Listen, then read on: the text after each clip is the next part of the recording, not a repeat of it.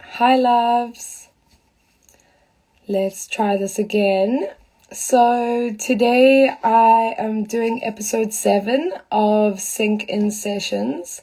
And today we are going to be joined by the wonderful, magical Annette Muller.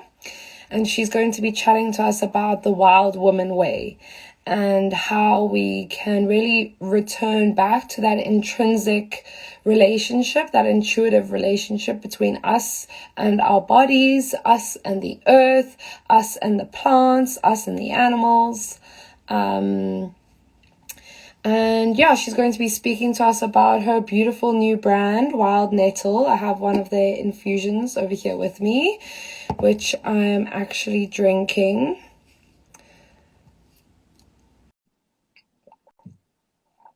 So good. You feel like health as soon as you have a glass of these. They're so good. Just waiting for Annette to accept. Hi, love. Hey, my darling. How are you? I'm good. I'm glad we made it.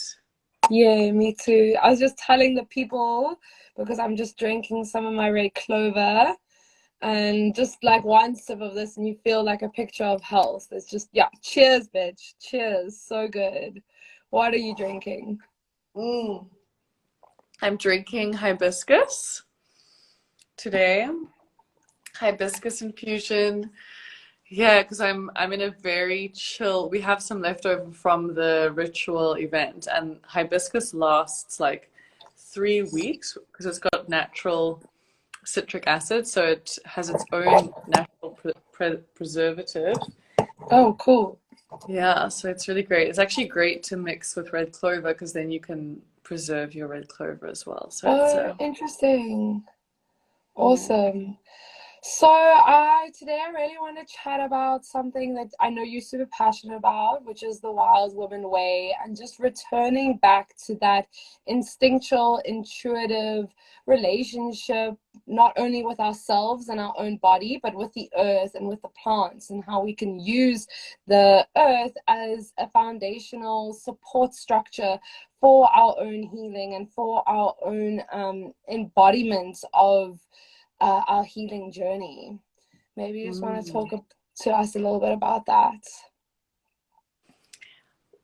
Well, first I have to say, in my journey of being initiated in the wise woman tradition, which I sort of, yeah, call now the wild woman way, the first thing that came to mind as you were speaking is our relationship to language and to nature.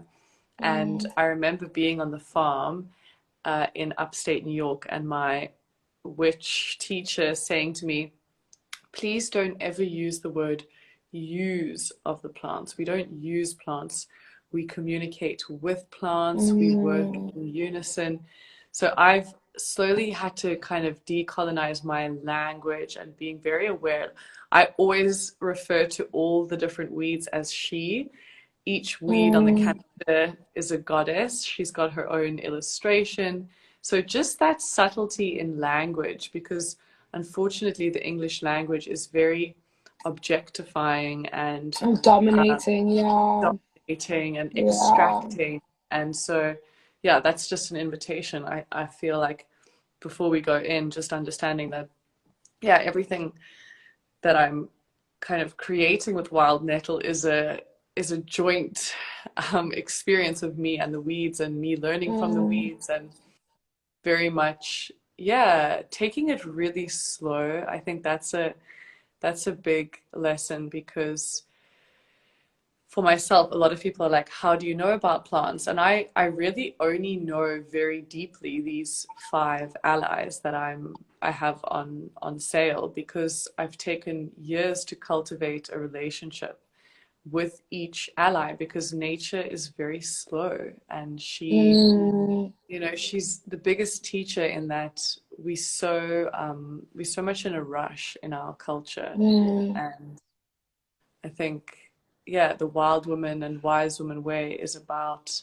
becoming and embodying that nature within us. So how do we mm, then yeah, take the time to listen, to see, to grow, to yeah. Totally, totally. I mean, I just think about when I go away into the mountains or into the countryside, like how you always spend the first 5 days like trying to adjust your body rhythms to the natural rhythm of the land around you. And then only after like 5 days or more do I start feeling like I'm actually sinking in. And it just reminds you like how fast-paced city life is compared to that like natural organic rhythm of nature and the way things grow and blossom. And like you said, things do take time. And I think that's a deeply beautiful metaphor that we can move from nature to our own healing process, you know, because I feel like we have this instant gratification, like trait in society where we're just constantly wanting things to be gratified consistently, instantly, like we're the now generation that we've been dubbed, you know. And so I think once we have a, like you said, a more laid back, more slowed down, more compassionate, you know, because that slowness creates compassion, because you're not trying to rush, you're not trying to get to the next best thing, because you know that by being present and honoring your body in its present state, that's when deep holistic healing happens, you know, when your mind can just slow down to the pace of what your body needs from you, you know. And you're not, because then there's this constant disconnect between where you want to be and where you actually are, and that's also going to create trauma and create disconnection between you and your body, you know. And so it Yeah. really is about slowing down and being mindful that like our bodies are delicate vessels and they need to take their time to repair after probably years of disconnection or years of abuse or years of just not understanding the intricate nature of how our bodies work. Yes, and I actually, because we didn't do this to start, but what I really like to do is take a moment to place our hands on our hearts. So Let's do that. just breathing in through the nose, exhaling out the mouth, breathing in through the nose, exhaling out the mouth.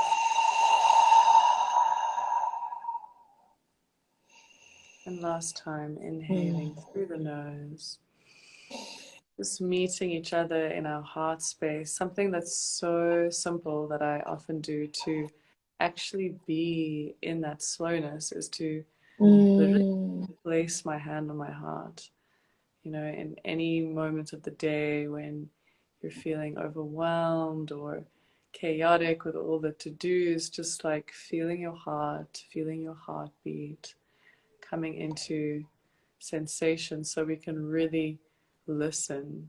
Because I think mm, another big part of slowing down is listening and intuiting what the body needs, what the weeds want mm, to give you. mm, Yeah, really taking the time to trust that we actually are the greatest source of wisdom and healing for ourselves.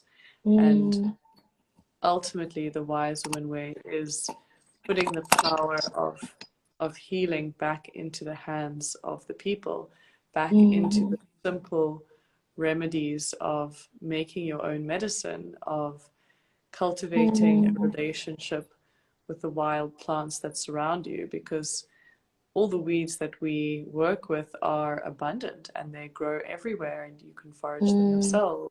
So it's actually very disruptive and rebellious to the very corrupt capitalist pharmaceutical way, which is to yeah, create a ongoing relationship where we become reliant on a doctor or a drug rather than mm. the knowing that we can heal ourselves and everything we need should be and is in our backyards, really. Totally, Totally. I guess the Western society has created this construct around like the expert, and the expert always being someone outside of you, someone who's done this or is achieved that or is has all these medals in that, and it's like you can reclaim that expertise over your own body just by, like Annette said, placing your hand on your heart, slowing down and tuning into what is available, what is there, and using what is there as messages and as signals. And our body our body communicates differently to our mind, and so we need to start to be able to read the signals of our body, which are going to be through feeling, they're going to be through intuition, they're going to be through sensations.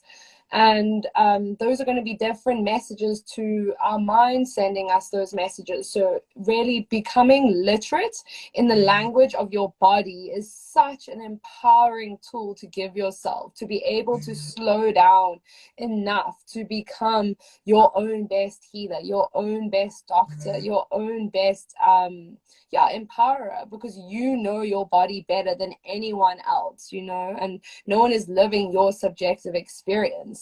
And I love that's what Wild Nettle is like foundationally based on. I love that's the foundation for your business. It's such a pure value that really is like so universal. It's a global phenomenon that we all need to look after our health, and we all need to start understanding our bodies on a deeper level, because that information, it shouldn't be guarded or gated just for doctors or just for healers or just for people in power.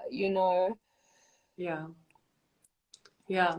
It's very much the sentiment is that plants are people's medicine, and the people should know how to play and make and heal with plants and make their infusions. And I think for me, personally, going through my own health crisis, I didn't plan to create Wild Nettle as a business. It was never something that I, studied or saw myself doing. But Mm, when I got really sick in university in London with adrenal fatigue and immune system issues, and contracted all these viruses and was on a lot of medication because my dad's a doctor, I realized I had to heal myself, and I needed to find these alternative methods. And I first went down the very alternative Eastern vegan, you know, supplements, mm, strong superfoods, all those expensive powders, like really mm, fancy meals, and realized that that became its own illness in some way, because I was so afraid of being bad or eating unhealthily, or or being you know without it. Yeah. yeah, or exactly, or not having my supplements with me. And so when I finally met the wild witches and these wise elders, who were just these grandmothers, like living up in Woodstock in upstate New York on their land with their goats, milking every day, like foraging in the forest, really Wow. Yeah. simple, don't have any kind of media agenda or big marketing behind them. They're just living simply with the weeds. And I realized that, wow, this is actually the nourishment that so many of us are seeking, because we've been punishing ourselves for so long, and we think that purging and restricting and over exercising is a way to be healthy, when that's just Mm, another form of yeah, restriction. And actually big bone broths and buttered bread and infusions and, mm, delicious, wholesome, well cooked stews that your grandmother would make you. Those are the mm, foods that actually healed my body. And the fats that I'm learning now in my trauma training, that it was the fat that allowed my nervous system to become nourished and mm, resilient again. And so, yeah, mm, everything about the wild and wise woman way is that it's ancestral in its teachings. It's mm, very practical. It's very, you feel the nourishment, your body begins to show you what it wants. And Yeah. yeah, it's really beautiful because it's beautiful in its simplicity. I think that's the key. Yeah. And it's all about that personal relational dynamic. I had an energy healer tell me that if I wanted to understand plants, like all I had to do was start to connect with them on like a very tangible, real level, you know, whether that's smelling and then meditating on the smell, whether that's drinking your infusion and like seeing what comes up, or you later in your dreams, you know, or just like it's like that relational aspect, you know. It's like you getting to know a friend, and so the more you meet up with this friend and the more you guys hang out and the more you talk about your past, the better you guys get to know each other. And so the plants are the same. They are allies, and they want us to connect with them because they have such deep history in our DNA. Like our ancestors have been working with the plants for thousands and thousands of years, and so it's very it becomes intuitive, it becomes instinctual for us to be able to work with them. I mean, I have just been working with like rosemary for a few years now in my parents' garden, and rosemary is such a simple but very accessible plant that's so healing. It has such deep anti-inflammatory properties, Mm. antimicrobial, all these different aspects. Lavender as well is like a beautiful plant that's so accessible to so many people in so many of our gardens, and that's incredible. Also anti-inflammatory, antibacterial. A lot of these plants we can use as women. We can use them in our, if you don't want to infuse them, you can make a yoni steam from them, and you can, Yeah. you know, use the steam to soften your vaginal tissue and to allow more pleasure to within intimacy or within your menstrual cycle. So there's so many different ways that we can work with plants on a very tangible level, where like, and obviously Google is always there. You can always Google like, am I gonna kill myself or not, you know, like don't obviously eat It's something if you're not 100% sure. But like rosemary, lavender, they're very obvious. We all know what they look like. What yes, were you gonna say? yeah, I love that you pointed that out because I think so many of us, for some reason, have been made to feel afraid of plants, like they're some kind of Mm, poisonous, they can kill us, like you say. mm, When most of the time, a lot of the plants that are out there are edible and are healing. And mm, it's actually only the very exotic ones that the mm, pharmaceutical industry uses for drug purposes. Those are the plants that are actually toxic and chemical and can cause harm.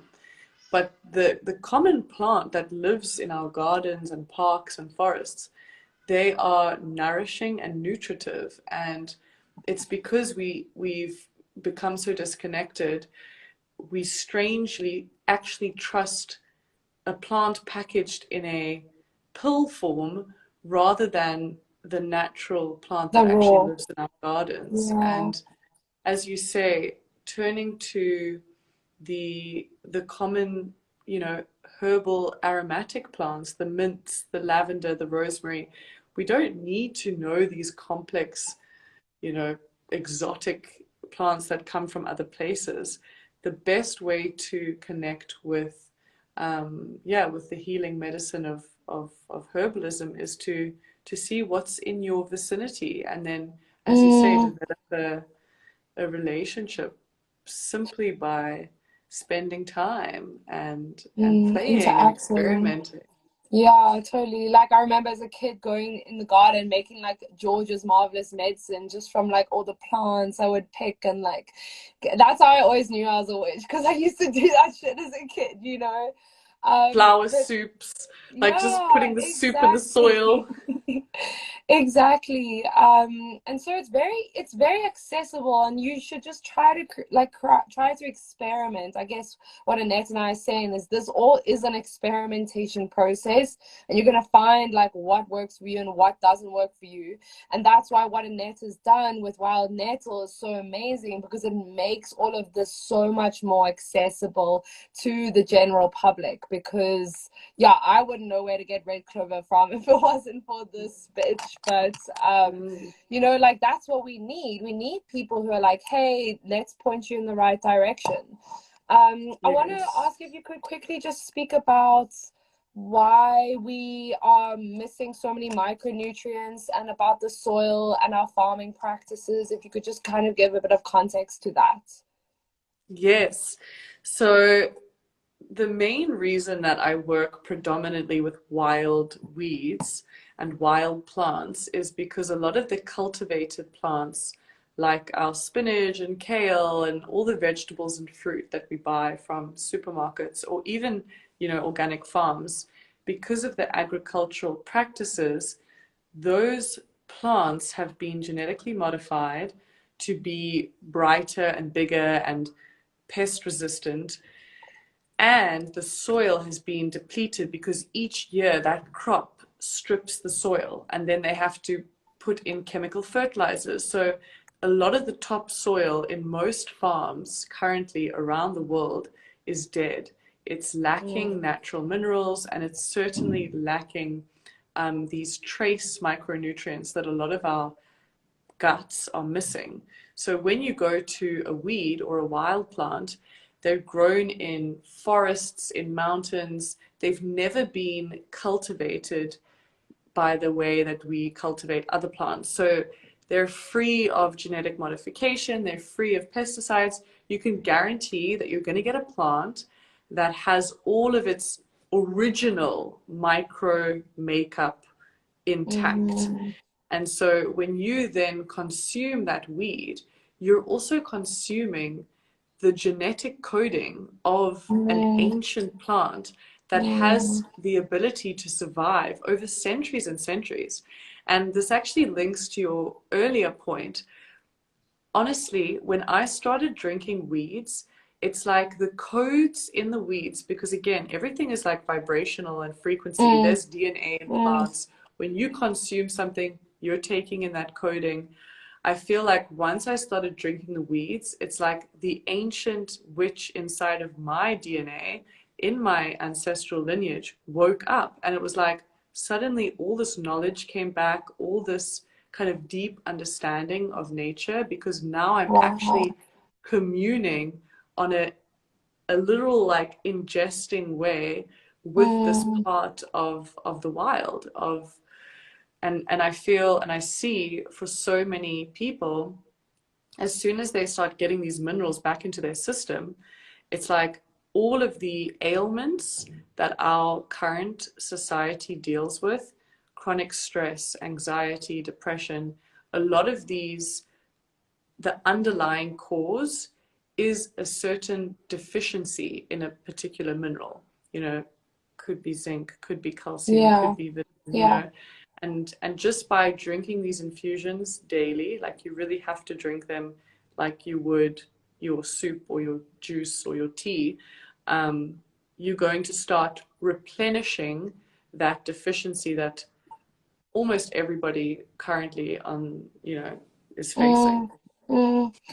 And a lot of, I mean, what I've also noticed that like so many mothers would get postnatal depression because they are missing these micronutrients. And then that starts the whole kind of domino effect chain of like disconnection, trauma, lack of love, lack of needs being met, you know, and like all these chains, they start like rolling down. So really, you taking charge of your health and your body, the state of your body, is like a revolutionary is yeah, it's revolutionary. It's like you are fighting patriarchy through your own body, through the cells in your own body, through your tissues, through how you take Mm. back charge and reclaim the health of your body by becoming your own best healer. And I remember you also spoke about how in your one workshop, you spoke about how so supplements, I didn't even know this. So supplements, because they are synthetically derived, our bodies don't process them properly. And so they just end up putting stress onto our kidneys and our liver, which are two detox organs. And so our Yeah. bodies actually can't like absorb the minerals from supplements because they're not from organic derivatives. Completely. It's crazy when I started like digging into the rabbit hole of the supplement industry, which once again, particularly in America, is a huge Multi-billion dollar industry. Yeah. multi-billion dollar industry Yeah. with like mass marketing behind it. And I started looking into these academic studies of like what has been the results in data of long-term calcium and vitamin D and supplement use. And they actually showed that women who take multivitamins or had been taking multivitamins had a higher chance of osteoporosis and dementia, had Wow. like lower, you know, more higher death rates. Like the long-term use of these synthetic minerals and vitamins can cause more harm on the system because Wow. ultimately the body is a natural vessel. It can Yeah. filter what it needs and extract what it doesn't. And when you ingest a plant that's full of minerals, that mineral that comes from your red clover, for example, it's got all these other constituents that are Mm, surrounding it. So it needs, for example, like you know, with fats, you need certain things to be able to absorb calcium. You need all these yes. other synergistic properties, and then the Yeah, body like can you actually need vitamin C to recognize. absorb iron. Yeah. Yes. So Yeah. there's this perfect harmony of what the makeup is of that plant. When you now isolate and pull out the mineral and then synthesize it into a supplements or drugs, I'm sorry, but the Mm, synthetic vitamins and minerals, they have the same effect on the body as drugs. Your body takes that in and it can't actually decipher what it's getting. So its filtration system is not turned on, and you end up overloading the kidneys and the blood with these minerals, which then mm, end up calcifying in your bones, making bones very brittle. They can wreak havoc on the liver. I mean, there's a reason that you pee bright yellow and green when you take too much vitamins. Like there's nothing mm, natural about that. So yeah, it's sure. quite a big shock for people because I know a lot of people who have become very attached to these these minerals and vitamins, and Wow. also what it creates is a lack of responsibility in feeding yourself the vitamins and minerals you need. Yes. You know, it's very Yes. much like a quick fix. Like, okay, I've taken my vitamins for the day, I'm going to be fine. And then I'll go and eat McDonald's and, you know, continue drinking coffee and overworking myself. When Totally. if you can actually cook proper meals with real foods, and Totally. for me, like supplement with the infusions, you can then at least guarantee that your micro mineral and vitamin needs are met. And then so many other things fall into place Mm, as a woman who had eating disorders and became quite addicted to that high of being hungry and then that low of feeling like overfull. And I know many women have gone through this journey of like yeah. starving Wow. ourselves, you know, from a young age, restricting. What that does to the body is that mineral deficiency over time creates that like craving for stimulants and that anxiety that we all get Mm, where we like looking for sugar, looking for something like craving.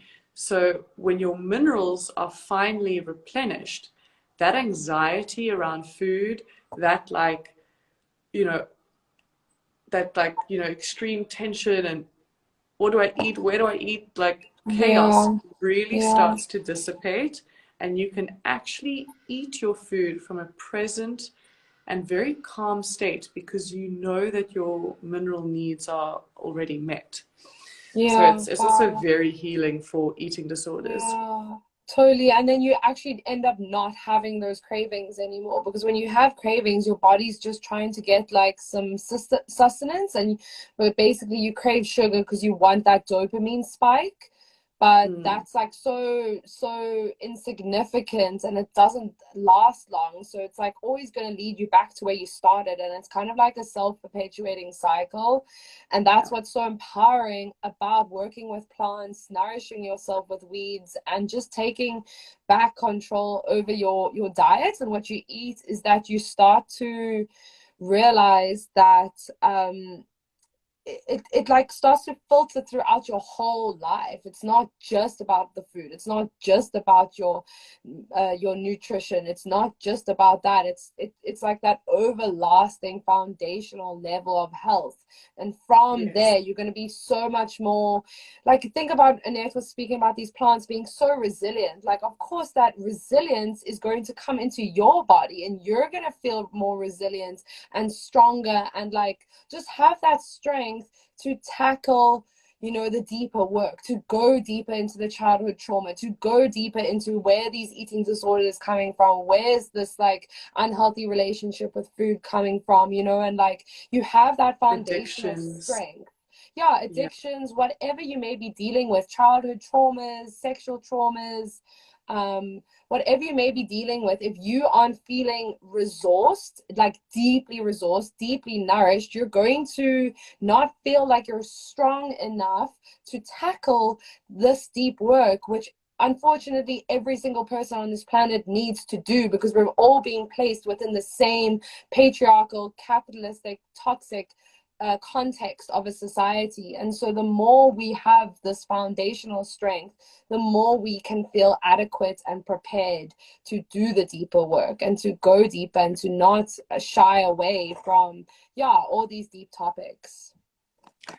I love that. I think it's such an important piece because for me at the basic level, before I even go into the dreams and goals of my clients, I ask them like, what are you eating? How are you moving your body? Like, how do you nourish Mm, yourself? Because you cannot function and really handle the stress of starting your own business, of going to those deeper wounds, if your basic nourishment is not met and not mm, fulfilled. And so, yeah, at a primal level, we all need to look at our food and look at our relationship to stimulants, to sedatives, to, totally, yeah, how these, how our relationship to these things affect our nervous system, totally. and And really our come gut to health. this,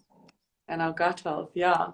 And that's the other thing. Like, I always say to people, like, try to eat something directly from the soil. Try to, even if it's like a berry off a tree or a mint leaf off your little mint on your windowsill, if you can eat Mm, directly from the soil, you're also getting that direct relationship with soil bacteria, and mm, that also heals the gut. So there's these mm, like simple little tricks that one can do. mm.